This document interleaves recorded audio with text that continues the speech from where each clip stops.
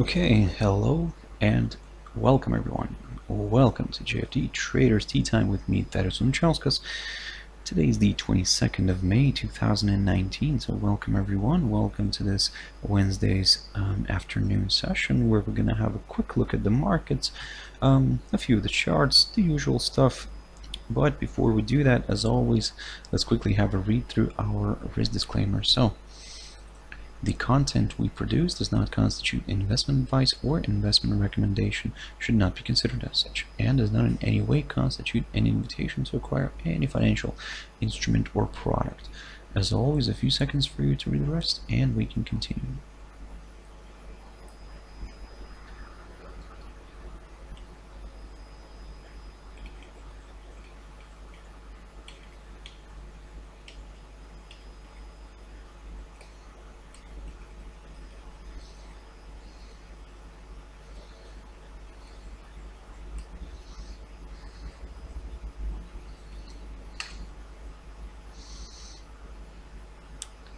Okay, so now then, let's quickly jump into the charts. Now the first one I want to touch on here is the S&P 500. Now I talked about this one yesterday and in my Traders Tea Time, and basically what I was saying that look by the while looking at the cash index then we were kind of supposed to have this nice gap to the upside here, and we did actually. So we did have a nice break here. It continued to travel a little bit higher. Of course it closed in the positive territory, closed above this 2,855 level yesterday. So but still what I said was that this little territory for us is still a more of a neutral one, because in order for us, let's say, to consider higher levels again, ideally we would like to see a nice good pop above this 2,892 barrier. This way we could, the S&P 500 would confirm a forthcoming higher high, and we could then target some of these slightly higher levels. Initially, of course, targeting the 2,913, but above that we do have some good potential targets as well, going even towards the all-time highs that we've managed to achieve on the 1st of May. So for now, until we see that move here, we're still going to remain neutral, because even actually looking at the cash index right now, we can see that the price is already slightly below this 2,855 level, so basically again below this. So in a way, now to be honest, this level here, the 2,855, kind of loses its significance, and what we're going to aim for here, and we're going to take a more conservative approach in terms of the downside. We're going to wait until we see a drop below these lows here that we saw on Monday, and that was near the 2,831 level. A nice good drop below this could potentially open the path towards slightly lower areas. Initially we'll aim for this 200 EMA here on the 4-hour chart, but if that fails to hold, and slightly better potential target could be seen near the 2,801, 2,800 level itself. So be careful with that one. But of course, if that fails to withhold, well, guess what? I mean, we could see further declines, but let's not rush into this yet. First, let's see if it actually can break below the 2,831.30 zone. If it cannot, then we may see kind of this one kind of moving sideways here for a while, and until it kind of breaks above this 2,892 level or below the 2,831, we're going to remain neutral here and just continue observing the price action. Jumping into GBPCHF, now I talked about this one this morning, and I was telling you guys to keep a close eye on the these two levels here. So we were still trading within this little range, but I was telling you guys to keep a close eye on this lower side as well, the at 1.2815. What I was saying, that we needed a nice good, not only a break but also a close of the at least of a 4-hour candle below this level in order to kind of consider further declines, and this is what happened. So we managed to travel lower, managed to test the 1.2775 zone, and actually even pushed further down, and now the pair is currently sitting at its S2, which is around the 1.2741 area, approximately there. Slightly below that we do have this 1.2727 zone, just to show you what that level was here in the past and why we're looking at this level in general. This 1.2727 area acted as a nice well, actually it wasn't an intraday swing, it was the low of the 17th of January this year. So good potential target. Still we're keeping a close eye on it, just in case, let's say, the it overshoots the S2 and decides to find a level where to kind of what to hit. This could be a nice good level for this pair to test. Of course, overall, yes, it's not looking good for the pound. A lot of Brexit related problems here, and this is what's happening with this pair, with this currency in general, and of course it's across the board. Most of them are kind of selling off, and where the GBP is the base.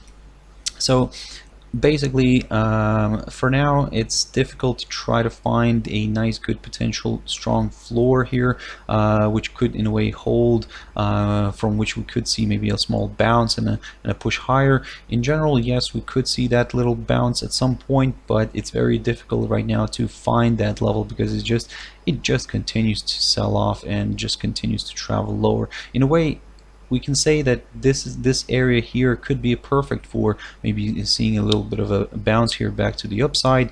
The only thing is we're not going to over speculate on this one too much. If we do see the rate stalling around here, somewhere around the 1.2727 zone, then that's great. We may consider a possible maybe retracement a little bit higher, but for us, let's say, to turn, let's say, at least somewhat bullish on this one, ideally we would like to see a move back above the 1.2815 level, but even better, for better confirmation, a break above the 1.2890 could be that nice gateway towards higher levels again. For now, of course, this is selling off. It seems that it wants to travel a bit lower. Keep your eyes on this 1.2727 zone.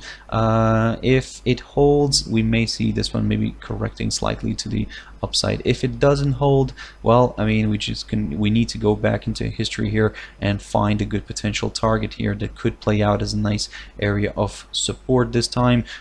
So in a way, what we could see here, maybe an area around here somewhere, around the 1.2675 zone, could be that nice maybe potential target here for this pair if it wants to continue dropping below the 1.2727 zone. So for now, be very careful with this one. Like I said, it is weak, and you can see that, but it would be great to see a small retracement at some point here. USDCAD, this one it's a real tease, to be honest. I mean, this is what I was talking about on Monday, if I'm not mistaken. Basically, I was telling you guys to keep a close eye on this potential scenario where we were still trading around here, basically, and we did have this nice push back towards this 1.3450. It held nicely, and then it kind of allowed the bears to step in here and dictate rules, and they continue to dictate rules. The only thing is that what I was saying, that we will target this this level here, the area around the 1.3370.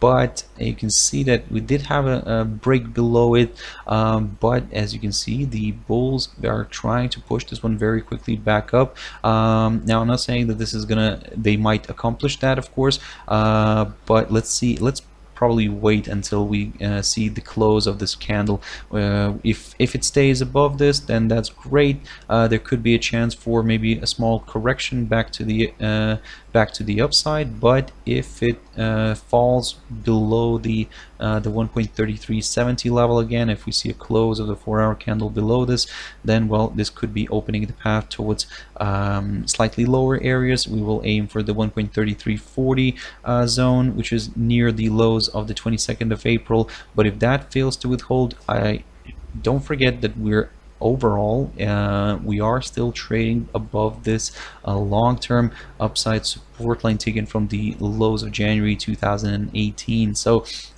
basically, keep your eyes on this line. This is a very important one.